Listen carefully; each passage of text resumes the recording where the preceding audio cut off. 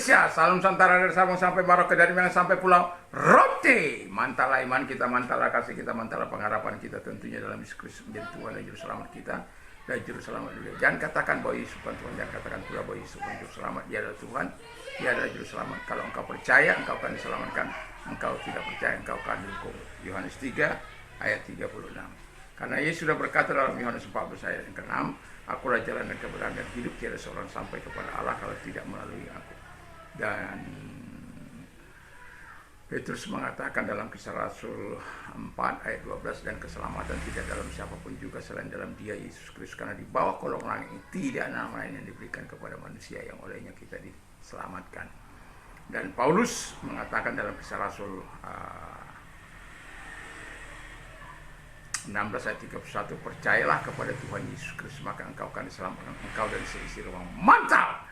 Dan semoga kekuatan Tuhan, kekuatan firman, kekuatan Roh Kudus, kekuatan doa, kekuatan iman akan menyertai, dan damai sejahtera daripada Tuhan menyertai hari-hari kehidupan kita. Puji nama Tuhan. Selamat pagi bagi kita semuanya. Doa dan harapan saya, kita semua selalu berjalan di dalam kehendak Tuhan. Puji nama Tuhan. Sebelum kita mendengarkan firman Allah, renungan, mari kita berdoa. Kepada audiens kami, apapun menjadi pergumulan mereka, Tuhan menolong dan menyatakan kasih dan kemurahan bagi mereka. Ketika mereka mendengar firman Allah, biarlah kami sama-sama dikuatkan dalam nama Yesus. Amin. Saya akan membacakan firman Allah di dalam Yohanes 14 ayat 15.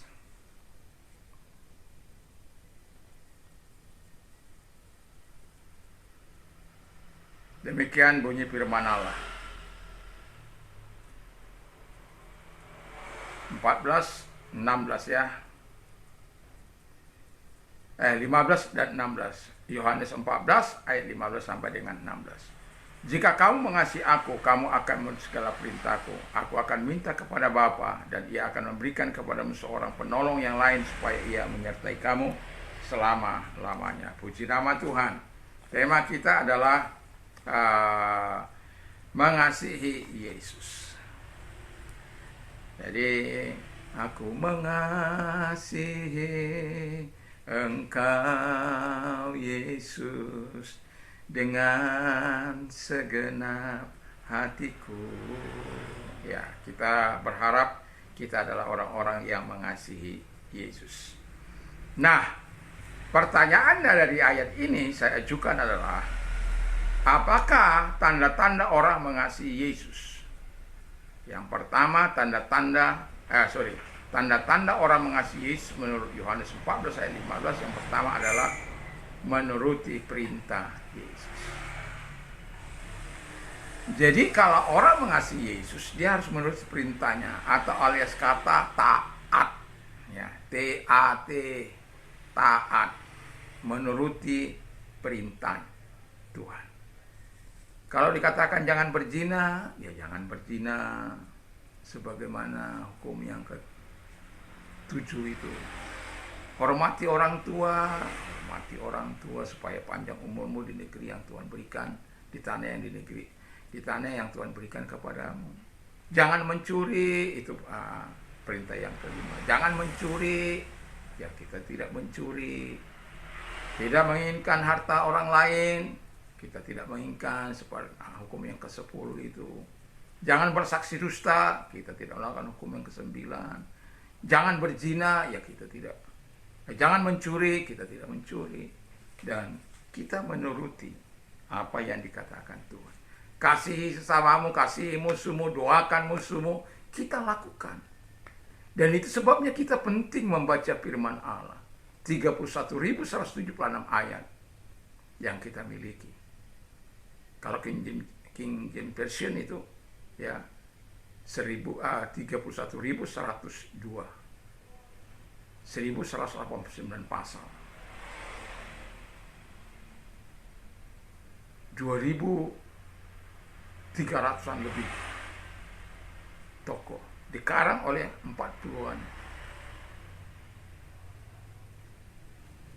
pengarang yang satu dengan yang lain hidup zaman yang berbeda, tapi tetap sinkron kronologisnya. Karena apa? Tuhan yang memberikan inspirasi kepada orang-orang yang mengasihi Yesus. Nah, kalau kita menjadi penurut firman Allah yang mengasihi perintah Tuhan, karena kita mau mengasihi perintah Allah, kita mau taat, itu karena kita mau mengasihi Tuhan. Karena kita mengasihi Tuhan, bukan mau, kita mengasihi Tuhan. Makanya kalau kita ingat Mazmur 119 ayat yang ke-17, dikatakan, do good to me, lakukan yang baik padaku, and I will live, dan aku akan hidup, and I will obey your word, aku akan taat terhadap firman. Jadi dia bukan hanya menikmati yang baik dari Tuhan, menikmati segala yang indah dari Tuhan, menikmati fasilitas Tuhan, kebaikan Tuhan, damai sejahtera, sukacita, dan banyak hal dari Tuhan. Tetapi hidupnya bukan hidup untuk menyakiti Tuhan. Kan ada setelah diberkati, hidupnya menyakiti Tuhan. Hidupnya poya-poya, hidupnya bermain perempuan, ke tempat ya karaoke yang ada pendamping-pendampingnya sambil pegang-pegangan itu. Ya, tapi kalau kita mengasihi Tuhan, kita menjauhi hal-hal yang tidak disenangi oleh Tuhan. Yang kedua, kata firman Allah adalah orang yang mengasihi Tuhan itu, yang kedua dikatakan Yesus yang memberikan Roh Kudusnya kepada kita. Jadi Yesus ketika kita mengasihi, kita tahu dalam perjalanan ini, dia tahu dalam perjalanan ini kita akan banyak menghadapi goncangan, menghadapi badai, menghadapi topan, menghadapi kerikil-kerikil tajam, onak dan duri ketika kita berjalan. Dan itu sebabnya your word is a lamp unto my feet and a light for my feet. Firman adalah pelita bagi aku, terang bagi jalanku. Tetapi badai itu akan senantiasa datang untuk apa? Untuk menghancurkan kita. Tapi kalau kita memiliki Roh Kudus, kuasa Roh Kudus itu dalam kehidupan kita, dia akan memampukan kita bertahan dalam situasi sesulit apapun. Karena apa? Kekasih-kekasihnya yang mengasihi Yesus akan terus mendapatkan perhatian, atensi daripada Tuhan. Saya ketika memberikan laporan setelah 1 tahun 2 bulan tidak mendapat perhatian, dan pada akhirnya saya menghadap Kapolres, dan kemudian ada yang menolong saya. Setelah itu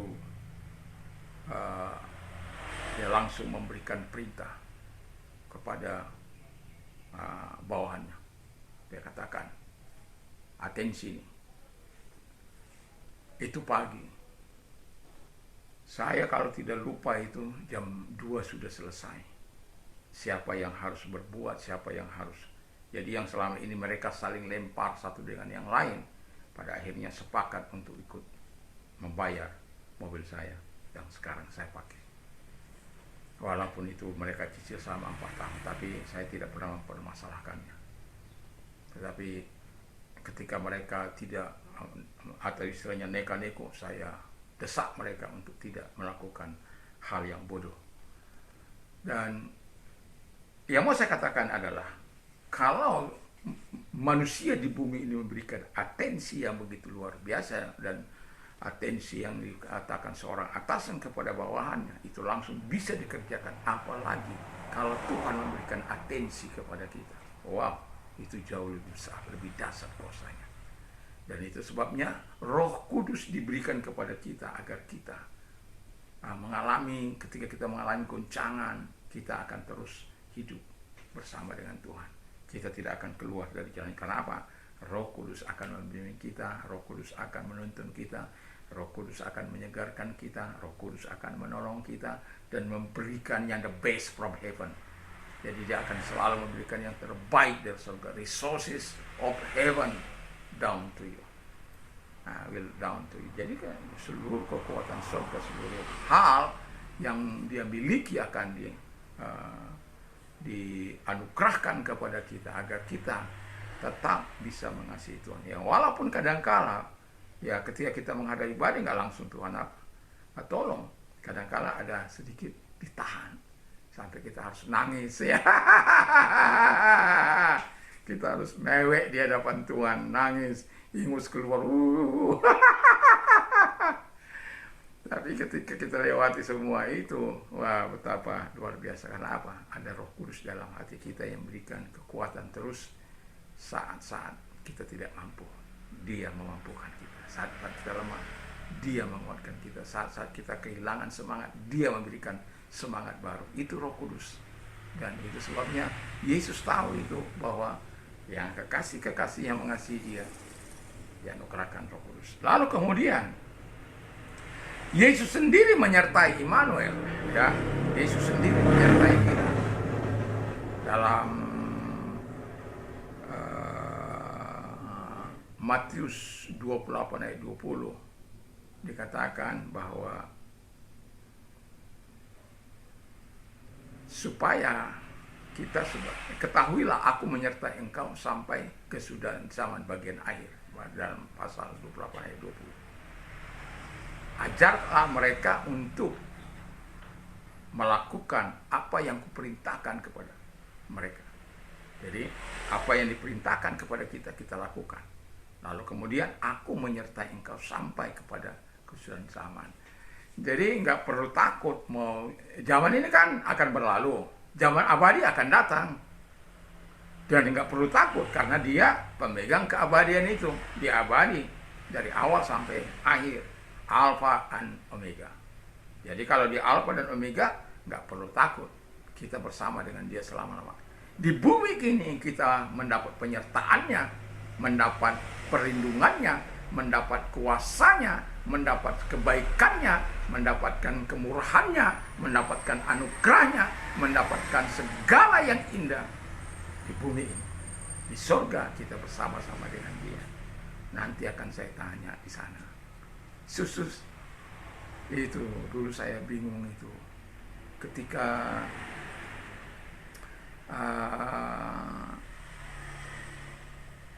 Nebukadnezar memerintahkan untuk memasukkan itu si Sadrak, Mesak, Abednego ke dapur api. Di mana si Daniel pada waktu itu? Oh, nanti dibilang oleh Yesus, di sini loh dia. Pasti saya akan ajukan pertanyaan. Kalau dibilang, saya bukan ruang pertanyaan. Oh, saya bertanya.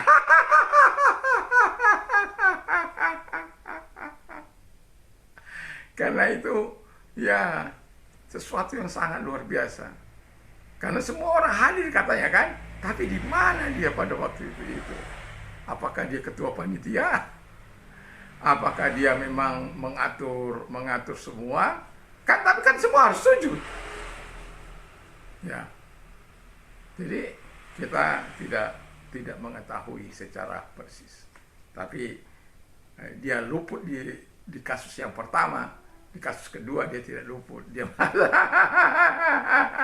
Jadi yang mau saya katakan begini, setiap orang percaya akan mengalami yang namanya ujian. Besar kecilnya tergantung Tuhan, ya. Dia tahu karena Tuhan tidak akan menguji engkau melebihi kemampuanmu, melebihi kapasitasmu. Tapi yang jelas Dia lakukan itu untuk kita naik ke level berikutnya. Itu sudah pasti Tuhan lakukan.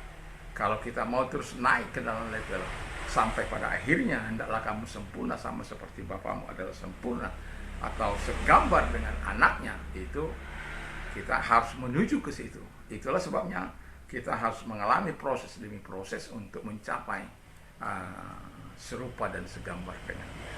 Kiranya kita adalah orang-orang yang mengasihi Tuhan dengan tulus dan baik. Lalu ketika dalam firman Allah dikatakan dengan jelas Allah Yesus itu menyertai kita supaya apa? Kita tidak tersesat di jalan. Ada yang menolong kita, Roh Kudus.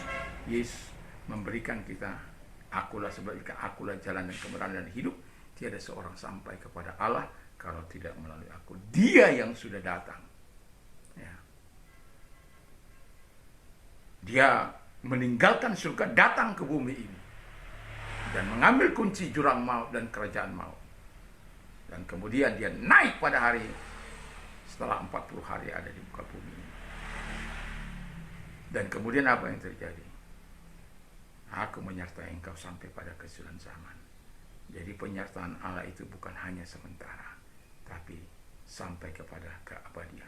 Kalau Tuhan yang menyertai, kita terus adalah orang-orang yang mengasihi Tuhan. Percayalah, Tuhan tidak pernah abaikan orang-orang yang mengasihi Tuhan. Setelah saya mengenal Yesus, saya tahu arah hidup saya. Dan saya tidak mau menyimpang dari arah hidup itu.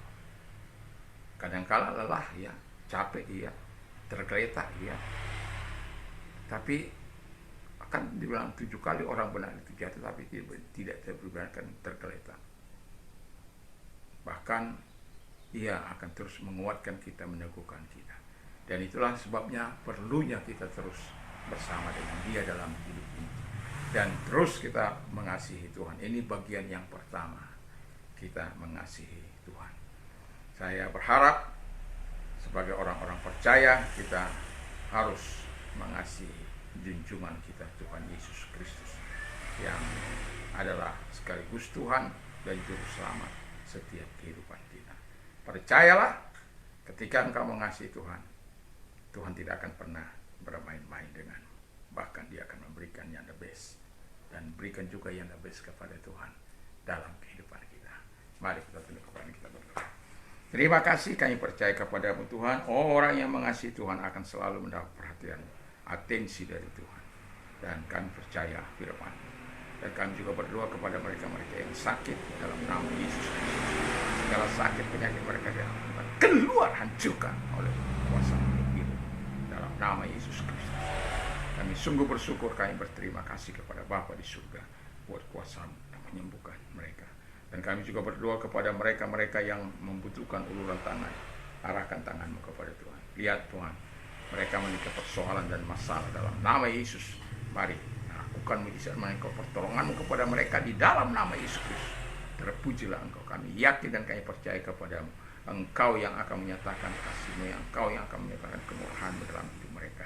Di dalam nama Yesus kami bersyukur, kami berdoa, haleluya, amin. Selamat pagi, selamat kita beraktivitas tentunya bersama dengan Tuhan Yesus Kristus. Dan kalau Anda ingin berdonasi, ada nomor-nomor di bawah ini. Yesus memberkati. Mantap, mantap, mantap.